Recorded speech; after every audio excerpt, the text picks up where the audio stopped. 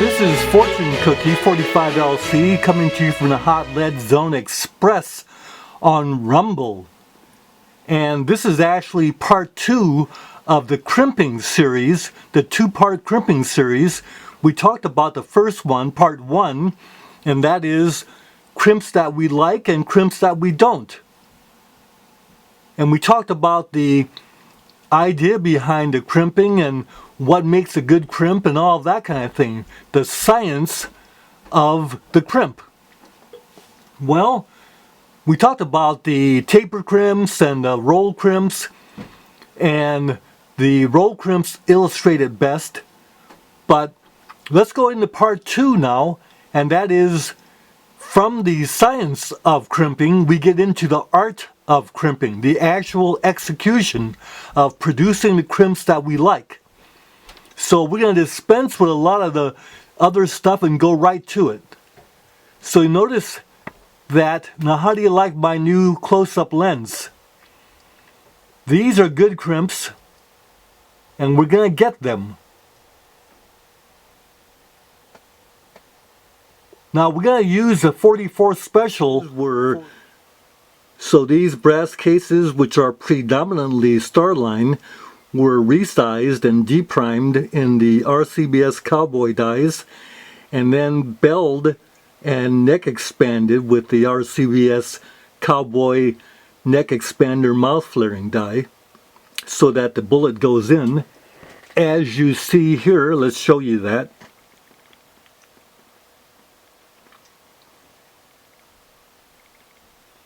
Notice it goes in square because of the RCBS expander mouth flaring die.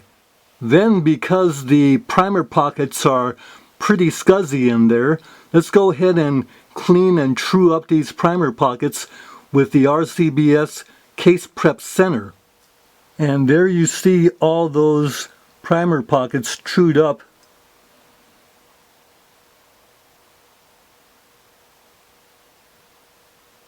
Very nice. Notice how easy it is to inspect the Wolf primers to make sure the pellets are all there and the anvils are all there. So these Lee 240 grain round nose 44 caliber bullets are good to show how to handle a small crimping groove. So we go ahead and seat the bullet until the crimping groove just disappears. As you see, there it is right there. In fact, we might want to have just a little bit more depth of seating, but let's go ahead and go with this. Now we go ahead and seat these to this seating depth. So there you see, right to the top of the crimping groove. Not the middle of the groove, not the bottom of the groove, but right to the top of the groove. So now we need to go ahead and apply the crimp. So we backed out the cedar. The cedar stem is backed out, no more seating. And then we lower the die body until we start getting crimp, and then we adjust it to the amount that we want. Now, the first thing we want to do is get rid of the mouth flare from the mouth flare neck expanding procedure. And of course that happens automatically. But then we start bending that case mouth into the crimping groove, and here's what it looks like. And you won't see this being told to you in any kind of reloading manual. But what happens is you also have brass spring back. So when you deliver the crimp and you back the case out, you get a little spring back of the crimp. So by rotating 60 degrees and crimping again and again and again, you keep getting that crimp more established and less spring back. That's how you will achieve the art of the crimp delivered in a practical manner, all to the good of our reloads. Well, let's just show you the blue ones because they stand out real well. And look at those crimps. I think you'll agree that those look pretty good. Now don't mind the little score marks on some of the powder coating, because that's because they were done in a basket. And they touched the basket or they touched each other. whereas the gray one was done by standing up on the base. So you see the gray one doesn't have any kind of little defects in the powder coating.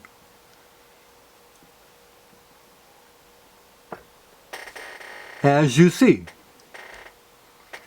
the art of the crimp, the application of the science of crimping.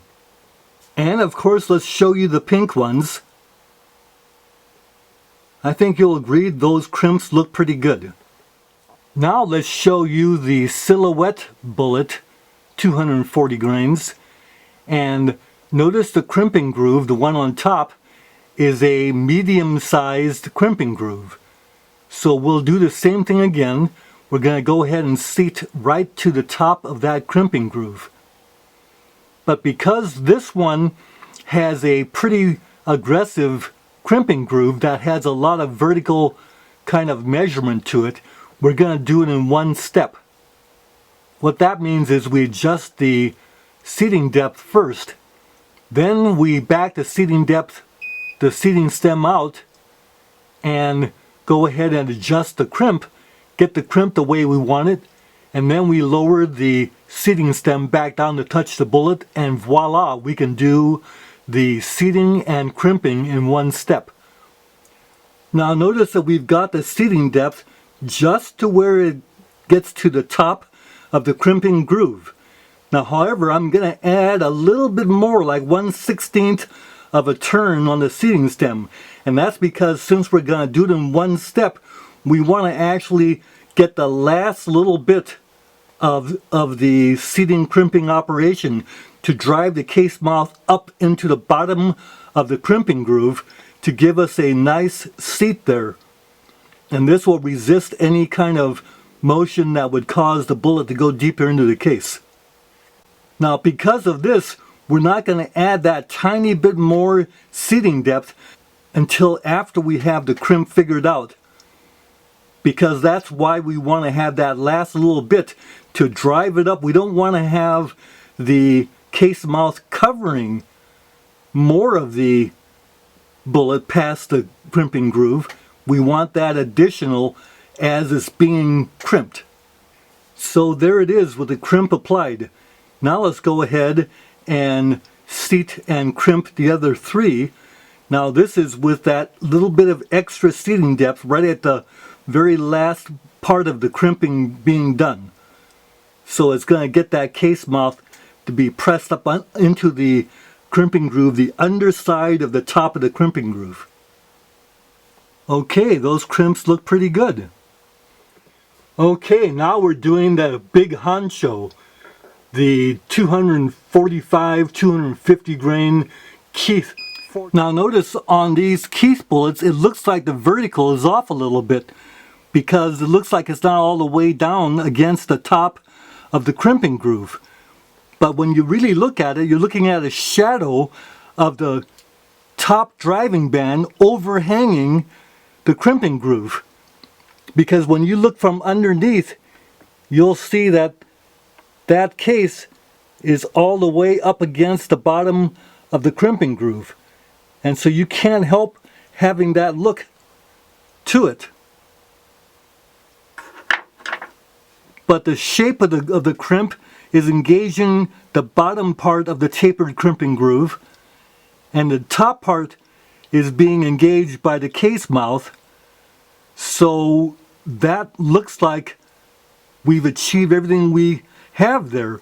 But now comes the functioning test to make sure all of this ammo, all of these crimps, don't have a problem with the criteria number 4, which is case deformation or case distortion. Well, to show that, we've got to go ahead and take our nice Ruger Super Blackhawk 3-screw, and when you start looking at this direction here, you see that on that Keith bullet right here, that case mouth is inside the crimping groove.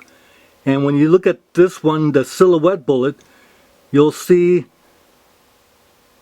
that there's nothing in the way of a discrepancy between the case mouth and the bullet from a horizontal direction. And the same thing with the round nose. In fact, I can show you better by getting this in focus. So you see the case mouth there? Notice that when the light disappears on it, the case mouth is actually inside the crimping groove.